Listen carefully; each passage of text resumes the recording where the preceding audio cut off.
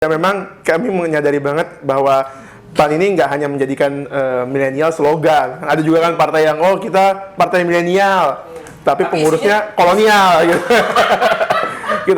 Saya anak petani, mantan kuli bangunan. Oh, serius? Iya. Buset. Mana kuli bangunan?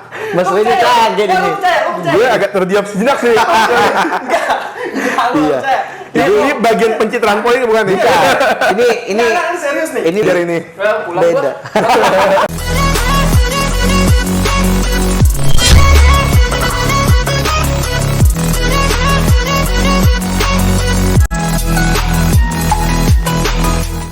Assalamualaikum warahmatullahi wabarakatuh.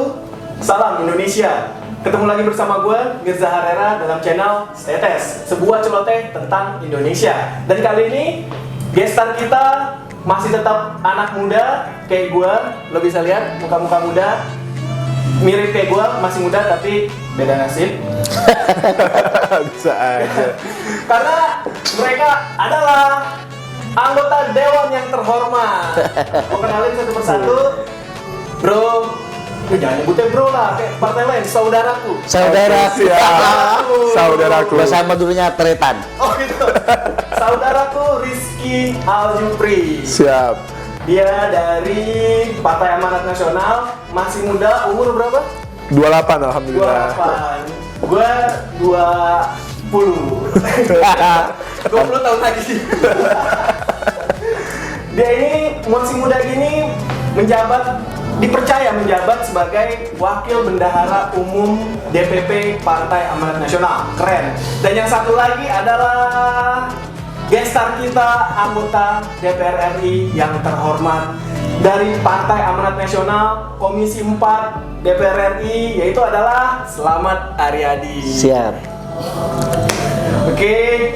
Dan kita bakal ngebahas tentang masih seputar politik anak muda. Bagi kalian yang belum nonton tentang politik anak muda di episode yang lain, bisa klik di atas ini, keluarkan. Oke. Selamat menyaksikan. Nah bro, gue nggak usah ngomong panjang kali lebar lagi. Gue tuh sebenarnya dari kemarin gue udah ketemu beberapa orang pengamat, terus gue juga dari partai sebelah. Gue ngomongin tentang politik anak muda, dan ini sebenarnya keresahan gue pribadi dan mungkin anak-anak muda di luar sana yang penasaran, kenapa sih ada orang, anak muda di bawah 30 ya, lu berdua ya? Siap. Di bawah 30 itu mau berpolitik gitu. Dan yang kalau kemarin kan partai yang agak gagal atau belum masuk, ya gue nggak nyebut gagal sih, tapi belum masuk parlemen. Nah sekarang partai yang ada di parlemen, PAN gitu, dan kalian berdua ini adalah perwakilan dari PAN, anak mudanya. Bisa diceritain nggak sih? Siapa dulu nih yang mau ceritain? Pak DPR RI dulu. Nah, bersama senior dulu nih. Gue dulu yang cerita. Yang benar mana nih? Ya boleh gue Oke, bentar. nanti punchline ini mungkin ada di Pak. Siap. Mungkin dari lo dulu bro. Lu umur 28 bro. Umur 28 tuh cowok lagi main cewek. Lu malah main cewek. Ampun. Mainnya anggaran triliunan. Kita lebih ke awalnya hobi baca koran doang bos sebetulnya. Baca koran. Bokap kebetulan langganan koran di rumah. Jadi kita sebelum berangkat sekolah ya hobi baca koran. Terus ya mulai masuk SMA, kuliah ya ikut-ikut organisasi. Jadi ketua OSIS, jadi BEM, biasalah kan organisasi. Tapi mulai kecemplung benerannya itu sekitar 2015. 15, oke. Itu diajak kawan gabung ke Partai Amanat Nasional, lalu jadi staf khusus di DPR RI, ketua Komisi 6 ketika itu. Oh, oke. Jadi mulai di situ kecemplung. Dari status Dari TA ya, disebutnya TA, tenaga ahli. tenaga ahli Ya. Kalau DPR RI itu Betul. punya tenaga ahli, dan lu pernah di situ. Ya, dan kebetulan beliau saat itu ketua Komisi 6. Jadi belajar banyak lah tentang proses legislasi, anggaran. Dan di 2019 kemarin coba caleg. Jadi Nyoba caleg. ya. Coba ya kan. Belum tentu berhasil, tapi alhamdulillah dapat kesempatan. Oh, lu di mana? Di DPRD Kota Tegal. DPRD Kota Tegal. Betul. Oke. Tapi ya belum selevel lah dengan Bapak yang kita di tengah ini. DPR RI kan. Ampun kita. Taruh deh. Lu kuliah dulu di mana?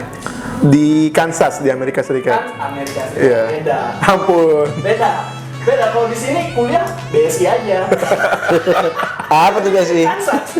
Beski kayak gitu dah. Kecemplung juga itu karena ikut pertukaran pelajar waktu SMA, terus disuruh balik lagi ke Indonesia, gue coba lanjut aja di sana. Jadi ya udah Oh, lanjut. tapi lu S1 di sana? Dari SMA SMA di Kansas. di Kansas? Iya. Biasa Pak, beda nasib. Ampun. Makin lebar sejarah nasib gua sama orang ini. Sekarang belajar bahasa Inggris aja di sana. Belajar bahasa Inggris lu ke Inggris, Ke Amerika kemarin. ke Amerika. Oh, Iya. gue pikir lu mau ke Kediri gitu. Kampung Pare. Nah, tapi menarik bro. Lu orang nih mau apa namanya kuliah di luar negeri, datang ke Indonesia lagi tuh pengen itu kok nggak jadi dosen, peneliti, jadi apa pengusaha, lu lebih milih jadi politisi gitu, jadi kader partai ya, lu kader partai itu Len ya? Enggak, awalnya enggak, justru gue pulang itu nekat maju DPD RI. Jadi waktu itu belum berpartai kan. Kalau DPD itu independen, ngumpulin KTP, ya itu yang gue lakukan. Pengen bertarung lah di pemilu kayak Pak Slamet ini kan. Tapi mimpinya agak ketinggian waktu itu, langsung Senayan kan DPD RI. Kekumpul KTP, tarung jadi caleg, ternyata nasib belum menghampiri kita kan. Oh itu 2014. 2014. Usia baru 21, modal nekat gitu kan. Akhirnya belum jalannya di situ. Jadi profesional dulu, kita kerja di Astra. Jadi gue kerja di Astra, baru akhirnya berkecimpung di politik. Tapi lu S2? Udah S2 juga kemarin. S2 di Kansas juga. Oh, jadi lu balik ke Indonesia tuh udah S2? Udah. Oke. Nah, lu kan udah pernah gagal.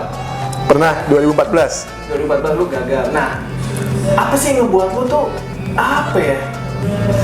Politik itu kan kayak orang apa namanya stigmanya tuh udah negatif loh. Jujur aja, gue sebagai anak muda ngeliat partai politik, gue ngeliat politikus tuh udah yang namanya pencitraan doang lah, apa namanya door to door, datang ke rumah-rumah warga sehari besok ngilang, kan kayak gitu bos.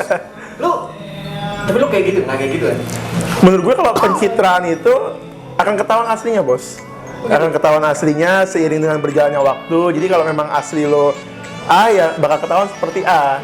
Jadi sehebat apapun lo berpolitik, ya memang asli lo akan ketahuan seiring dengan berjalannya waktu sih. Nah, tapi apa sih yang melandasi lu tuh pengen gitu, lu memilih sebuah jalan hidup pengabdian kah?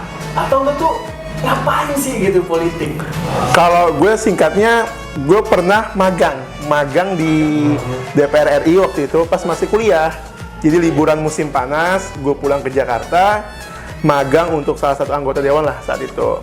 Nah, singkat cerita gue lihat waktu gue mau berangkat magang hari pertama, banyak mahasiswa-mahasiswa itu yang demo, bos.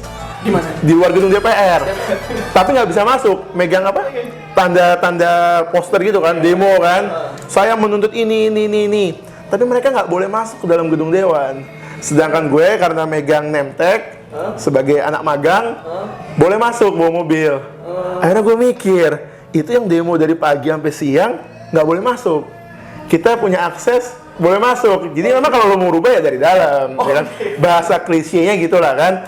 Karena kalau gue teriak-teriak dari luar kan nggak boleh masuk juga. Oke, jadi lu ngerasa di dalam itu perlu perubahan, terus juga lu mungkin punya ide gagasan itu yang lu memang ngerasa ya lu harus terjun ke dalam. Pelan-pelan bisa, ya mungkin kalau langsung merubah drastis, ya salah satu yang gue lihat kelemahan anak muda termasuk gue juga ya. Kadang-kadang kita ini kalau mau buat perubahan langsung drastis, bos.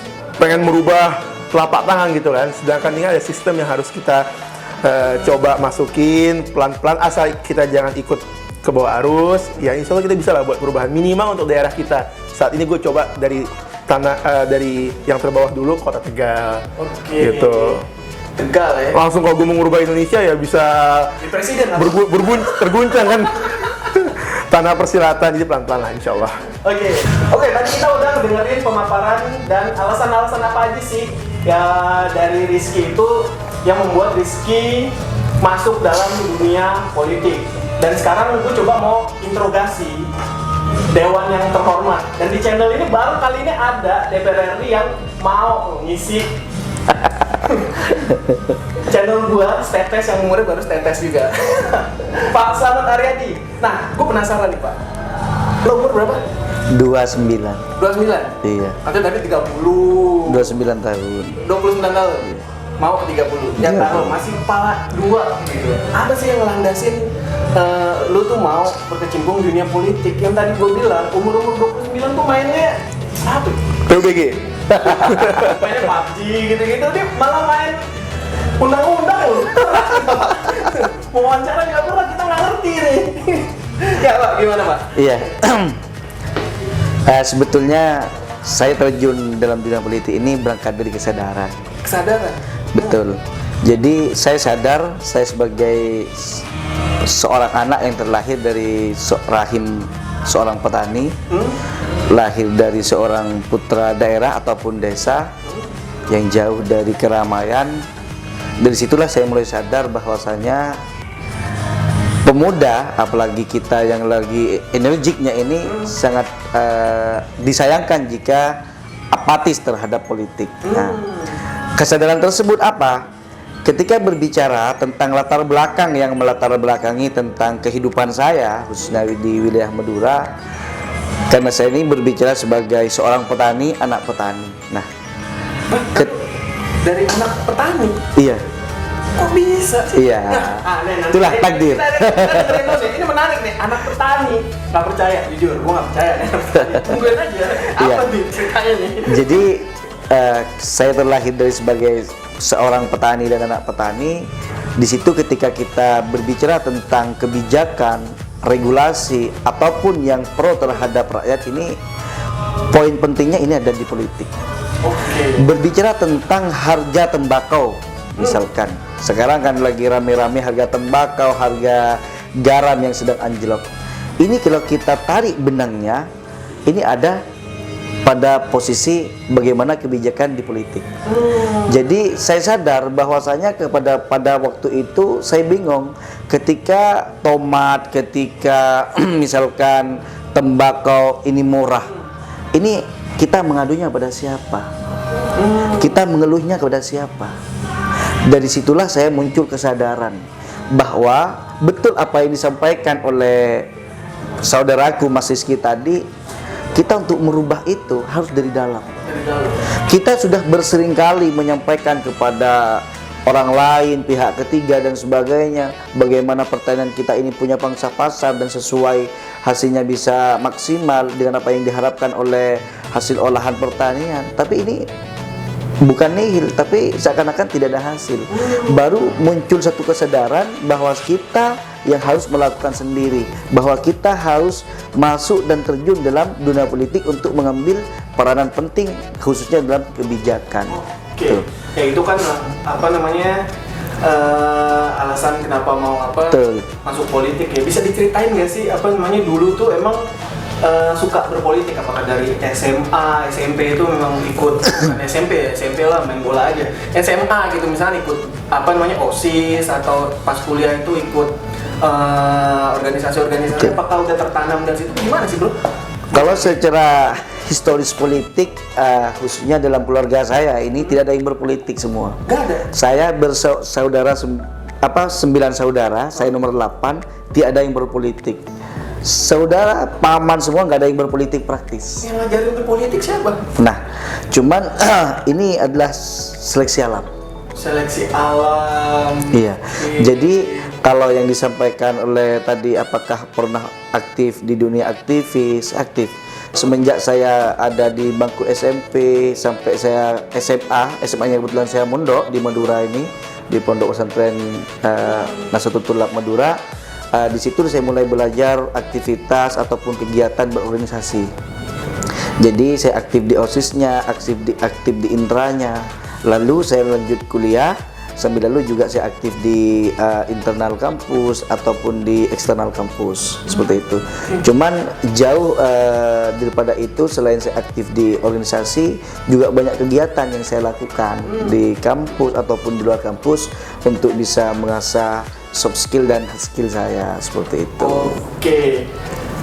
Kayak gitu tuh. Iya. Berat nih. Tapi penasaran itu apa ya? Dari kuliah di mana? Di Universitas Trunojoyo Madura. Trunojoyo Madura. Ikut organisasi? Betul. organisasi mahasiswa kayak apa sih?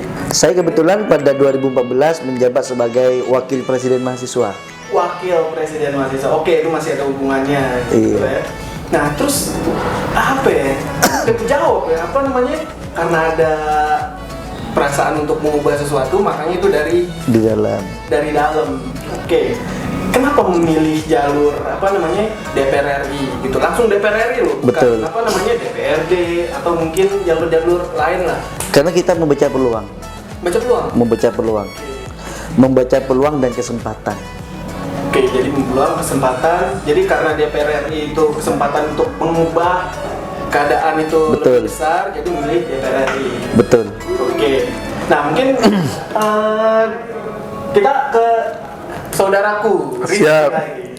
Kok ini harus saudaraku di PAN kayak gitu memang. Nggak bisa bro itu nggak bisa. Harus saudaraku. Nah, saudaraku Rizky. Siap.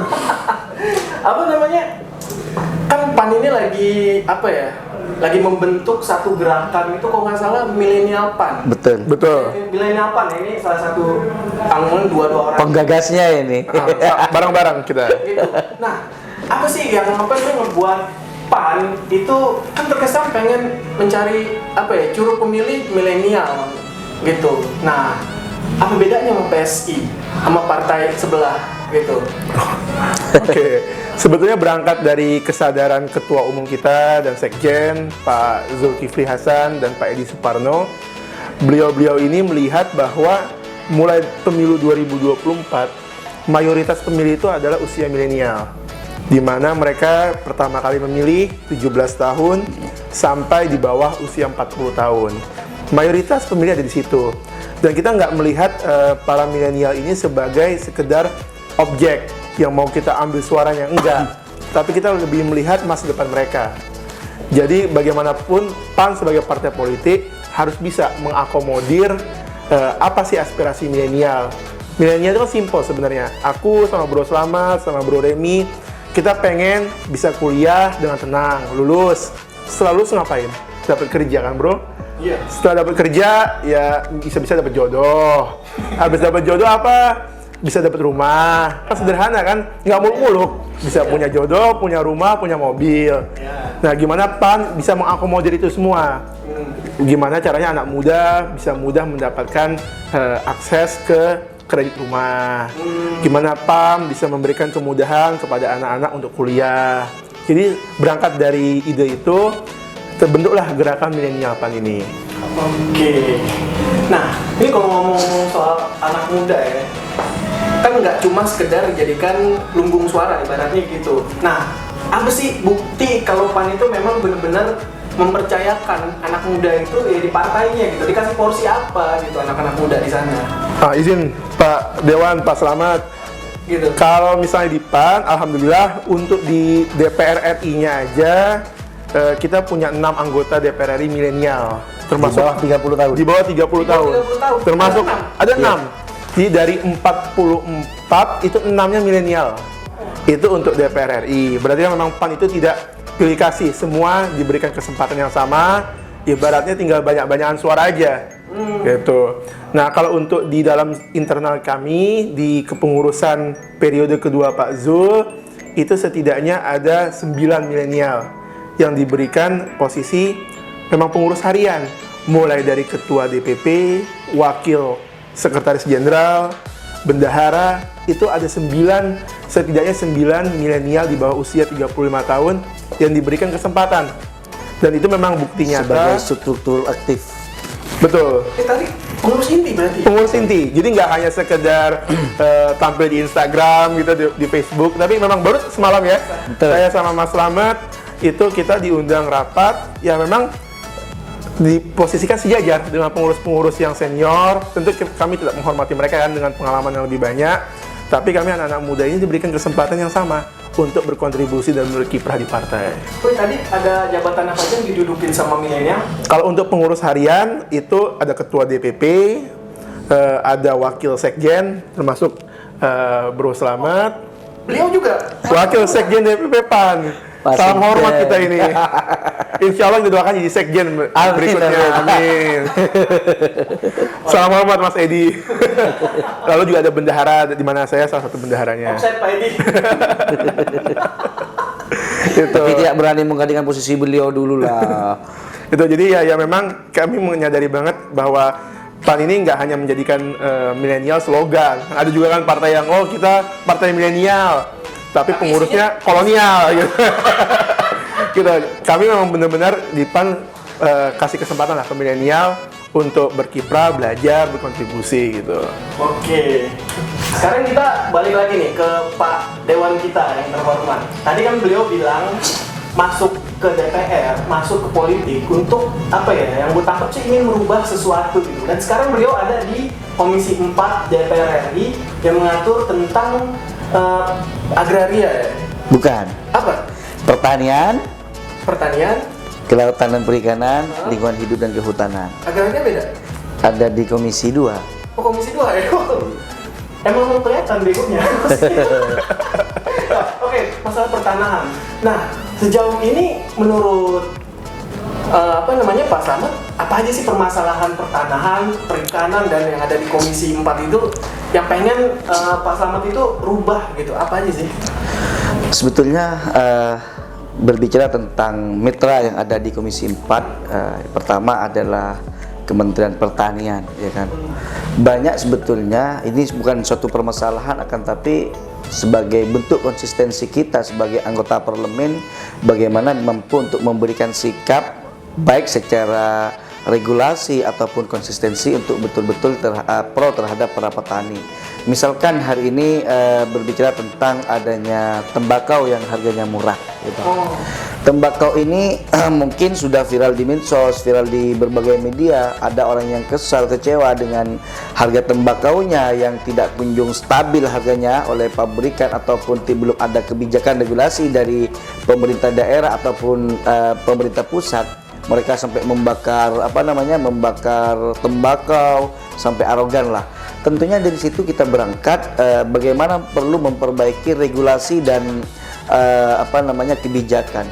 Bagaimana regulasi dan kebijakan yang kita buat dan kita ini peruntukan untuk masyarakat ini mampu untuk melakukan sinkronisasi antara pemerintah daerah dengan pemerintah pusat, sehingga ada match ataupun sinkronisasi ini lebih terorganisir seperti itu, sehingga aspirasi dari masyarakat apa yang menjadi harapan tumpuan masyarakat khususnya para petani ini mampu diakomodir itu. Yang kedua berkaitan tentang perikanan dan kelautan. Jadi kalau kita berbicara tentang kelautan dan perikanan ini lebih condong mungkin kita di benak kita ada peran nelayan misalnya contoh ya. Jadi dalam masa pandemi Covid bukan hanya nelayan, kita semua merupakan masyarakat terdampak COVID-19 kan seperti itu. Jadi ketika kita ini berbicara tentang aspirasi yang di masyarakat, hasil tangkapan dari nelayan ini banyak yang tidak terserap karena akibat COVID-19. Tentunya di situ kita bergerak bagaimana ada kebijakan dari pemerintah mampu untuk mensuplai. Setidaknya ada bansos ataupun regulasi yang mampu untuk bisa meningkatkan serapan hasil tangkapan mereka seperti itu. Jadi kalau misalkan hari ini mereka menangkap ikan belum terserap karena COVID, jadi kita mampu memberikan fasilitas mereka bansos bagaimana untuk bisa berikan bantuan semacam chest freezer ataupun ice freezer, bagaimana alat pembeku ini mampu untuk memberikan fasilitas kepada para nelayan untuk tidak membuat hasil tangkapannya mereka cepat cepat bau lah seperti itu, ataupun di bidang lingkungan.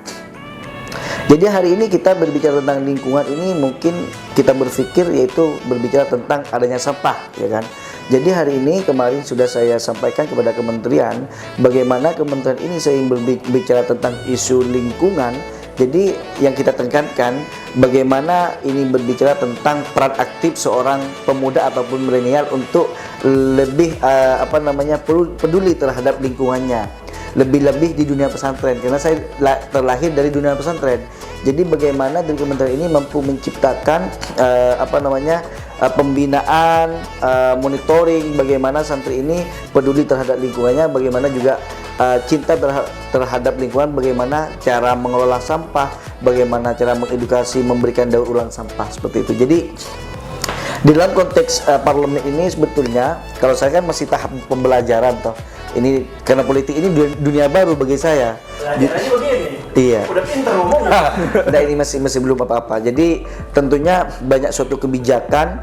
Namun yang menjadi konsen hari ini, saya ini terlahir dari seorang anak pemuda dari milenial. Saya lebih gencar bagaimana kita perlu mengaktifkan, perlu kita menggait para generasi muda, para milenial ini untuk cinta pertanian, untuk cinta lingkungan, untuk cinta para nelayan. Misalkan di dalam pertanian, semacam tadi saya saat rapat saya sampaikan bagaimana khususnya di bidang peternakan, bagaimana kita perlu menyasar para generasi muda ini cinta untuk melakukan pembibitan ataupun peternakan. Jadi pada konsep ini yang saya kampanyakan, yang saya gerakan bagaimana mampu kita menciptakan petani milenial ataupun petani ataupun santri milenial seperti itu. Nah, ini penasaran nih, apa namanya petani milenial? Emang masih ada gitu ya pemuda milenial yang menjadi petani? Betul. Makanya hari ini yang sangat ironis dan sangat disayangkan bagi kita secara komunal ini sebagai negara agraris kan. Jadi bagaimana Indonesia ini bisa berdaulat ini tergantung petaninya. Kalau boleh saya katakan, apalagi dalam masa pandemi ini, petani adalah penyelamat negeri di masa pandemi. Tentunya hari ini di dalam masa pemulihan ekonomi, pemulihan dalam masa pandemi pasca Covid ini, tentunya kita butuh rangkulan tangan, butuh sentuhan khususnya dari para pemuda generasi milenial yang sangat energik, bagaimana mereka mampu untuk menjadi role model, mampu menciptakan inovasi baru. Artinya apa? Sekarang ketika berbicara tentang pertanian, pemuda ini seakan-akan merasa hal yang sangat bukan sensitif, merupakan hal yang gengsi ataupun buru ataupun apalah. Menjadi seorang petani kan dianggap hanya di benak kita berlumuran dengan lumpur dan sebagainya. Tentunya hari ini kita harus mampu menjadi role model bagi pemuda, bagaimana kita memberikan contoh bahwasanya kita harus mulai dari lingkungan kita, bagaimana kita bisa menciptakan ekonomi kreatif mulai dari pertanian. Misalkan kita menciptakan inovasi semacam tumbuh-tumbuhan hidroponik ya kan, ataupun kita di pekarangan sekitar itu kita tanami bibit-bibit sehingga kita tidak tidak kelabakan lagi ketika memang pasca Covid ini terjadi pada tahun depan seperti itu. Jadi sudah antisipasi seperti itu. Bro, nanti dulu, ini menarik nih soal anak muda milenial petani gitu. Nah ini kan tadi ya seperti yang Pak Slamet bilang itu pasca Covid dan pasca Covid itu kan nanti mengarah pada digitalisasi. Betul. Ya, kebanyakan semua aktivitas ekonomi, terus transaksi penjualan itu akan lebih banyak pada digitalisasi online. Nah, bagaimana Komisi 4 nih, terutama Pak Slamet untuk membuat kayak digitalisasi di bidang pertanian ini? Apakah menyediakan e-commerce untuk para petani gitu? Sebetulnya ini menjadi konsep utama bagi khususnya di bidang Kementerian Pertanian kemarin sudah membuat startup di bidang pertanian seperti pasar tani ya kan. Jadi toko tani ini kita buka secara online dengan aplikasi. Jadi di situ tersedia beras, pokoknya macam-macam sembako lah. Jadi cuman memang program ini belum merata ke tingkat desa, ke tingkat RT RW, ke tingkat dusun. Tentunya kita butuh dorongan dan dukungan bagaimana kegiatan program toko tani ini bisa masif. Apalagi karena memang ini sebagai bentuk kesadaran di dalam dunia digitalisasi ini kita semua serba digital. Tentunya kita berangkat dari kesadaran tersebut, apalagi di masa pandemi, kita perlu mempermudah akses bagaimana mereka bisa mendapatkan sembako dari rumah, tinggal klik langsung datang seperti itu. Jadi sama lah seperti misal ojek online dan sebagainya. Cuman memang ini secara platform kita siapkan untuk prasembako seperti itu. Udah ada prototipe belum sih di daerah mana gitu, apa petani-petani mana yang udah melakukan apa namanya, tiba kalau bisa gue sebut sih petani ghost digital ya. Betul. Nah itu udah ada prototipenya apa masih konsep bagaimana? Bukan konsep, ini sudah berjalan. Sudah berjalan. Misalkan salah satu di Jakarta, ini sudah berjalan. Mungkin kita di aplikasi, mungkin nanti bisa dicari, bisa diklik, di situ pasti muncul. Seperti itu. Toko Tani. Toko Tani. Iya. Oke, nggak di endorse tapi emang dia Iya, sebut. betul. Karena ini memang menjadi program pemerintah bagaimana mampu memberikan suatu fasilitas bagi masyarakat untuk mempermudah mendapatkan sembako itu. Oke, jadi para pemuda jangan takut lagi untuk menjadi petani karena petani ini udah disiapkan nih apa namanya platformnya untuk digitalisasi e-commerce. Nanti mungkin di daerah-daerah lain bakal Betul. Kemarin sudah saya sampaikan saat raker dan kementerian bagaimana program Toko Tani ini bisa masif hingga daerah. Karena ini sudah berjalan, cuman memang kendala dengan pandemi ini jadi belum masif hingga pelosok seperti itu. Jadi yang kita inginkan bagaimana di pelosok-pelosok desa ini mampu mereka untuk difasilitasi untuk memudah mengaksesnya seperti itu. Oke, luar biasa. Oke, saudaraku Rizky. Siap. Rizky Aljupri. Bro, apa bro lagi? Saudaraku, jangan bro lagi. Apa namanya? PAN ini kan dulu itu 2019 masuk dalam koalisi. Iya kan sih? Betul. 2014 sampai 2019 masuk dalam koalisi pemerintah ya, Pak Jokowi. Mulai 2015 kita ada perwakilan menteri Nah, ya. terus sekarang posisi PAN itu gimana sih? Maksud gue apa ya? Kan ada ya partai koalisi oposisi gitu. Nah, PAN ini kan kayak apa ya? Kalau orang-orang banyak bilang tuh abu-abu nih, kadang ada kebijakan didukung, terus kadang ada yang dikritik. Nah, itu Sebetulnya bukan abu-abu. Kalau sesuai arahan dari ketua umum kami Pak Zulkifli Hasan, itu sebetulnya koalisi dan oposisi udah nggak relevan saat ini. Oke. Kenapa? Karena dengan sistem presidensial yang dianut oleh negara kita, sebetulnya tidak relevan karena buktinya partai pengusung utama lawannya Pak Jokowi aja sudah punya dua menteri kan di kabinet sekarang. Salah satunya mitranya Pak Slamet di Komisi 4. Jadi makanya Pak Zul selalu berpesan sebetulnya sudah tidak relevan. Kami senang menyebut PAN sebagai mitra kritis pemerintah. Jadi jika memang ada kebijakan pemerintah yang bagus dan juga bermanfaat untuk masyarakat banyak, wajib kita dukung. Mulai dari tingkat pusat, ada Pak Slamet, sampai tingkat daerah, kabupaten, kota, itu kita dukung. Tapi jika memang ada kebijakan yang cukup kontroversial, banyak ditentang oleh masyarakat, PAN harus menjadi motor utama untuk memberikan kritikan. Jadi kita lebih senang disebutnya sebagai mitra kritis. Karena toh partai-partai yang ada di dalam pemerintah yang sudah mendapatkan jatah menteri sekalipun, itu juga kerap mengkritik ya Pak Slamet ya, di DPR RI, bahkan di tingkat kabupaten kota sekalipun, itu mengkritik. Dan bisa-bisa partai yang tidak ada perwakilan di dalam kabinet, misalnya saat ini ada partai PKS, Demokrat justru mendukung. Jadi tidak sehitam putih yang kita bayangkan dari luar gitu bro. Nah, kalau boleh tahu apa sih dari kebijakan pemerintah yang PAN mengapresiasi dan juga apa kebijakan pemerintah yang PAN kritisi gitu, bisa di ini nggak? Kalau di Lu. oh enggak. Kalau dalam jangka waktu terdekat ini yang betul-betul kita apresiasi dan juga membutuhkan dukungan politik yang full dari segala pihak, itu adalah kebijakan COVID-19. Di mana pemerintah kita apresiasi sudah bergerak cepat membuat vaksin dan juga paket bantuan ekonomi untuk para UMKM, itu patut kita dukung. Tidak hanya PAN, semua partai politik. Itu rasanya memang harus bahu-membahu ya di tengah kondisi sulit seperti sekarang ini. Tapi ada juga kebijakan pemerintah yang kita kritisi. Kemarin salah satu pimpinan kita, saudaraku Pak Yandri Susanto, itu mengkritik keras rencana kebijakan Menteri Agama, di mana Menteri Agama itu punya wacana membuat sertifikasi untuk para ulama dan dai. Nah, itu kan kebijakan-kebijakan yang justru kata Pak Zulkifli Hasan, ketua umum kami, menurunkan citra Pak Jokowi.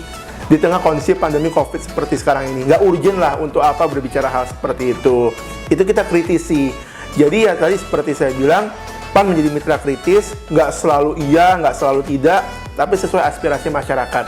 Apalagi saat ini PAN selain 44 anggota Dewan di Senayan, kita punya ribuan, bro, anggota Dewan di tingkat kabupaten, kota, provinsi, di mana mereka itu kan sehari-hari ketemu masyarakat. Jadi ya disitulah menjadi telinganya PAN, apa sih sebetulnya keinginan masyarakat di tingkat daerah gitu. Gue berharap sih PAN dapat menteri sih. Kita aminkan dulu dalam hati. Apa namanya, mungkin nih sesi terakhir nih, kita balik lagi ke topik awal, yaitu adalah mengenai politik anak muda. Nah, saudaraku Rizky, ada pesan-pesan khusus nggak sih untuk apa namanya anak muda di luar sana yang mungkin yang apatis sama politik, yang mungkin udah jijik sama politik karena beberapa oknum yang tingkahnya rada aneh sih. Nah itu gimana saudaraku? Silakan. Menurut gue jangan apatis, nggak suka boleh, tapi coba ikutin perkembangan berita, karena gimana pun hampir semua keputusan politik sehari-hari itu mempengaruhi kehidupan kita, kehidupan keluarga kita. Jadi kalau misalnya kita apatis, nggak mau peduli, nanti khawatir kita juga yang merasakan kerugiannya di kemudian hari. Jadi kalau pesan gue ke teman-teman gue juga yang sehari-hari misalnya main sama gue, yuk minimal kita ya ikuti perkembangan keputusan-keputusan politik apa yang lagi ada di tingkat pusat maupun daerah. Contohnya yang paling nyata ini, misalnya teman-teman gue yang di Jakarta sekarang lagi pada ngobrolin soal PSBB total. Itu kan sebetulnya terlepas dari sekarang pandemi COVID, itu kan keputusan politik. Karena yang mengambil adalah gubernur. Kalau di Kota Tegal misalnya, di tempat gue bertugas, awal-awal sempat ramai karena lockdown. Wali kotanya menyebut dirinya Mr. Lockdown, ya kan? Itu kan keputusan-keputusan politik yang mempengaruhi kehidupan kita. Gimana kalau misalnya di lockdown, berarti distribusi pangan, distribusi barang, itu menjadi terhambat. Nah itu yang patut kita ikuti supaya kita tidak merasa dirugikan di kemudian hari. Jadi intinya jangan apatis, tetap berusaha aktif. Gitu. Nah, saudaraku, Pak Slamet, gimana untuk anak-anak muda di luar sana ini yang mungkin seumuran atau di bawah seumuran kita gitu, mungkin masih 22, 23, ini masih baru gede lah ibaratnya. Gimana? Iya. Pesannya? Pesan dari saya khusus para generasi milenial dan Gen Z, kita harapkan harus mampu mengambil peranan penting, baik itu bagi diri kita sendiri ataupun bagi pemerintahan ataupun bagi lingkungan sekitar. Kalian jangan sampai kalah dengan saya. Saya anak petani, mantan kuli bangunan. Serius? Iya. Buset. Mana? Mas Reni kaget ini. Gue agak terdiam sejenak sih. Iya. Ini bagian pencitraan politik bukan nih? Ini Nah, serius nih. ini bukan pencitraan politik. Artinya apa? Ingin memberikan pesan. Tidak apa-apa. Tapi beneran itu. Beneran, iya. Masya Jadi Allah. pesan ini sebagai pesan moral bagi saya, pesan moral bagi para generasi milenial dan generasi Gen Z. Artinya apa? Saya sebagai anak petani, sebagai seorang petani, sebagai mantan kuli bangunan, dan juga sebagai mantan penjual nasi tahu tempe. Apa tuh kalau di Jawa itu kayak nasi Penyitaan. Jadi banyak kisah, banyak proses yang sudah saya lalui. Jadi Gue jadi kuli dulu lah. Jadi saya memang betul hari ini akselerasi dalam politik menjadi DPR RI, tapi proses kehidupan saya itu memang nol dari bawah.